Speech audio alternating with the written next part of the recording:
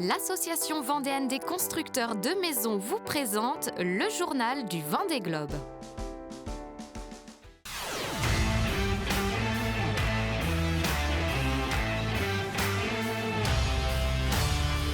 Trois, deux, top départ Vendée Globe 2024.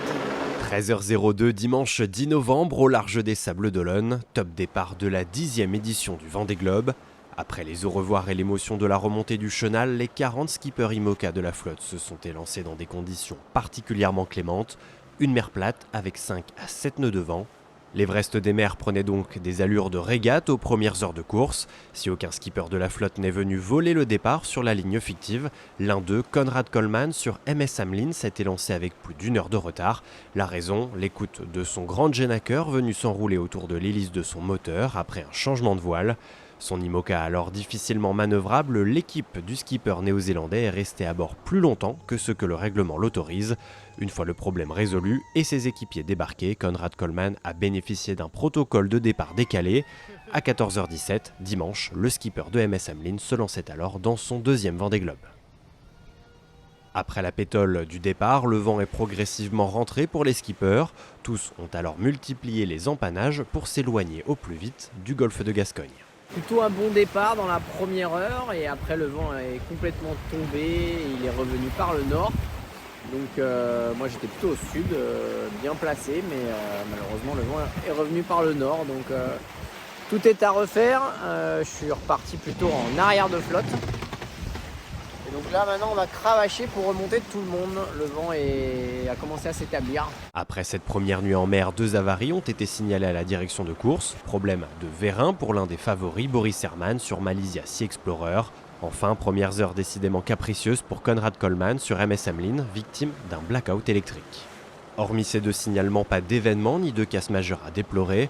La flotte a poursuivi sa descente vers l'Espagne au portant avec 10 à 14 nœuds de vent en moyenne pendant la nuit.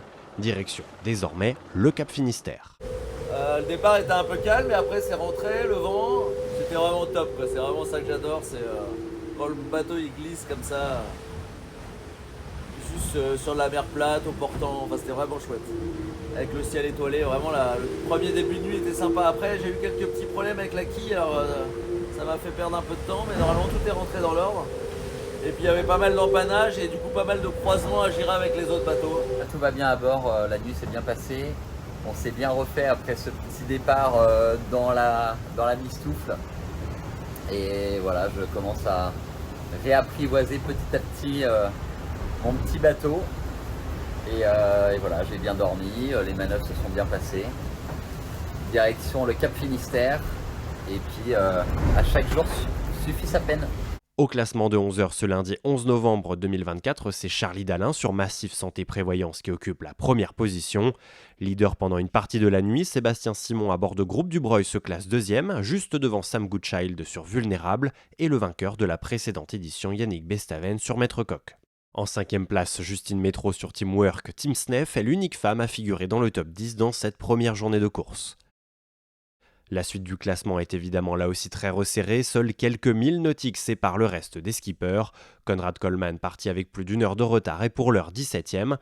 Enfin, pour la seconde partie de la flotte, 21e, l'Italien Giancarlo Pedote sur Prysmian n'est qu'à 25 000 du leader, là où Isabelle Yoshke sur MACSF ferme la marche avec 49 000 de retard sur l'IMOCA de Charlie Dalin.